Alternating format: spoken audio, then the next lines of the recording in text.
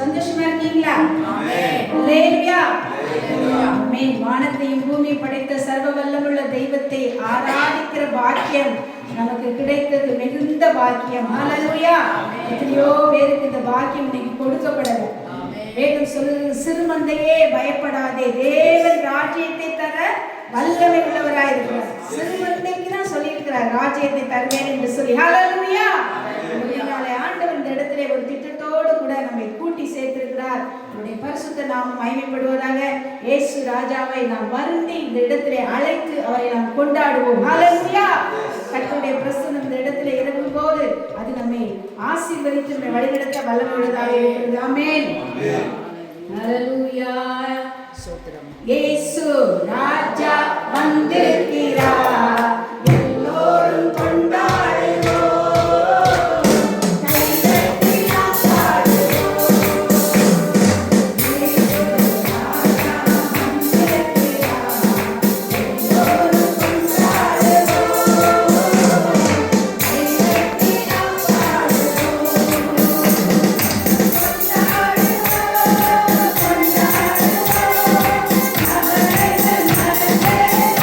Hallelujah.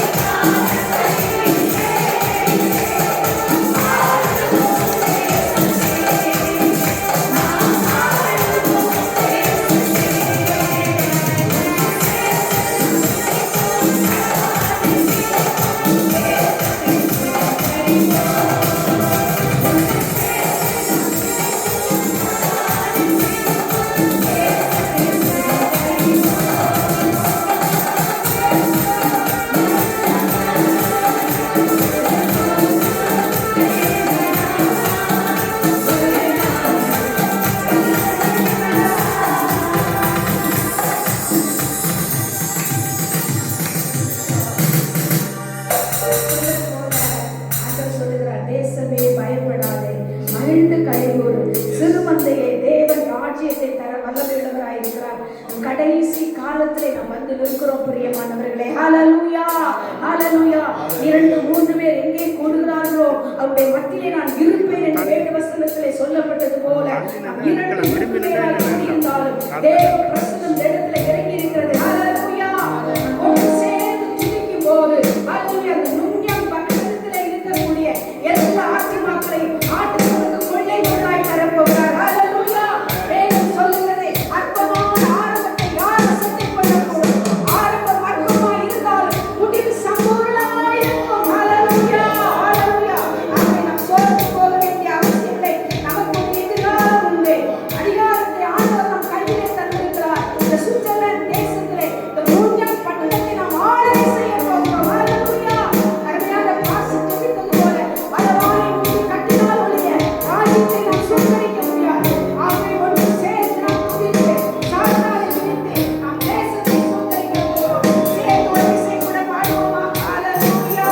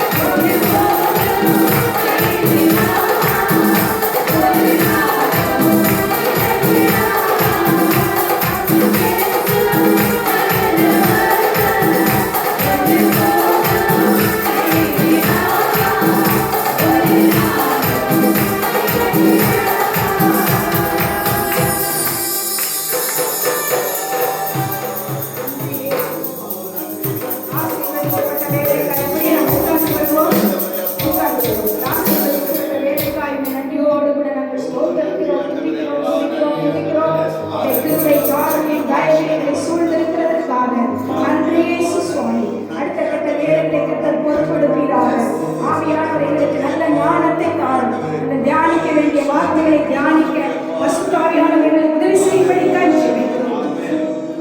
தேவரை பொறுப்படுத்திக் கொள்ளும். பரிசுத்தாவியின் ஆளுகை செல்லும். உங்களுடைய கருத்தில் ஒப்புக் கொடுக்கிறேன். சிலுவைக்கு முன்பதாக அடியாளை மறைத்துக் கொள்ளுங்கப்பா.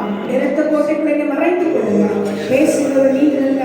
ஆவியானவர்கள் சொன்ன வார்த்தைகளை நீர் பேசி ஆவியாத்மா சகலத்துக்கு தேவையான நன்மைகளை தந்து எங்களை ஆசீர்வதித்து அனுப்பும். இயேசுவின் நாமத்தில் ஜெபிக்கிறேன் நல்ல பிதாவே. ஆமென். ஹல்லேலூயா. கடைசி கால காரியங்களை குறித்து தியானிக்கும்படியாய் ஆண்டவர் இந்த சாயங்கால வேளையிலே சிறு கூட்டமாய் இருந்தாலும் நம்ம இந்த இடத்திலே சேர்த்திருக்கிறார். ஹல்லேலூயா. நானும் என்னுடைய கணவரும் இந்த கடைசி காலத்தை குறித்து நாங்கள் பேசிக்கொண்டு வருகிறோம். இன்றைய நாளிலும் நான் மலேசிய தேசத்திலிருந்து ஜெபித்தேன். ஆண்டவரே, இந்த ஜனங்களுக்கு போய் நான் எதை சொல்ல வேண்டும் என்று சொன்னபோது கர்த்தர் இந்த வார்த்தையை நமக்கு கொடுத்தார். கடைசி காலங்கள் எப்படி இருக்கும், அதாவது எஸ்கட்டாலஜி என்று சொல்லும்போது இறுதி காலங்களை குறித்து நாம் தியானிக்க போகிறோம். எஸ்கட்டாலஜியிலே என்ன சொல்லப்படுகிறது என்று சொன்னால், உலகத்திலே நிறைய மதங்கள் இருக்கு, நிறைய மதங்கள் இருக்கு. ஆனால் முதன்மையான 3 மதங்களை குறித்து அங்கே சொல்லப்படுகிறது. இந்த முதன்மையான 3 மதங்கள் என்னன்னு சொல்லி பார்த்தீங்கன்னா இஸ்லாமியா, கிறிஸ்டி, நிறைய மதங்கள் இருக்கு. ஆனா ஒரே தேவன் கொள்கையை உடைய மதம் என்று சொல்லி நான் பார்க்கும்போது இந்த மூன்றும் தான் உலகத்திலே முதன்மையாக சொல்லப்படுகிறது. இந்த முதன்மையான மூன்று மதங்களுமே எதை எதிர்பார்க்கிறது? மேசியா என்று ஒருவர் வருவார், அவர் அந்த கடைசி காலத்திலே வந்து இந்த உலகத்தை நியாயம் தீர்ப்பார் என்று சொல்லி இந்த முதன்மையான மூன்று மதங்களும் எதிர்பார்க்கிறது. பாருங்க, ஜூதாயிசம் எப்படி எதிர்பார்க்கிறது? மேசியாவை எதிர்பார்க்கிறார்கள் அவர்கள். முஸ்லிம் யாரை எதிர்பார்க்கிறார்கள்? மகாதீவை எதிர்பார்க்கிறார்கள். கிறிஸ்டியன் நாம் எதை எதிர்பார்க்கிறோம்? நாமும் மேசியாவை தான் என்ன செய்கிறோம்? எதிர்பார்க்கிறோம். அப்போ உலகத்தில் இருக்கக்கூடிய இந்த முதன்மையான மூன்று மதங்களுமே கடைசி காலம் என்று ஒன்று வரப்போகிறது. மேசியா என்று ஒருவர் வரப்போகிறார். அவர் இந்த உலகத்தை நியாயம் தீர்ப்பார். நீதி நியாயம் எது செய்தார்களோ அந்த ஜனங்களுக்குரிய பலனை கொடுப்பார் என்று சொல்லி இந்த மூன்று மதங்களும் என்ன செய்து கொண்டிருக்கிறது? எதிர்பார்த்து கொண்டிருக்கிறது. அப்போ முதன்மையான இந்த மதங்களிலே நாம் சேர்க்கப்பட்டிருக்கிறோம். ஹல்லேலூயா! நாம் கடைசி காலத்தை குறித்து அக்கறை உள்ளவர்களாய் நாம் செயல்பட வேண்டும் என்பதை நான் இந்த வேளையிலே நான் உங்களுக்கு சொல்லிக் கொள்ள விரும்புகிறேன். கடைசி காலம் எப்படி இருக்கும்?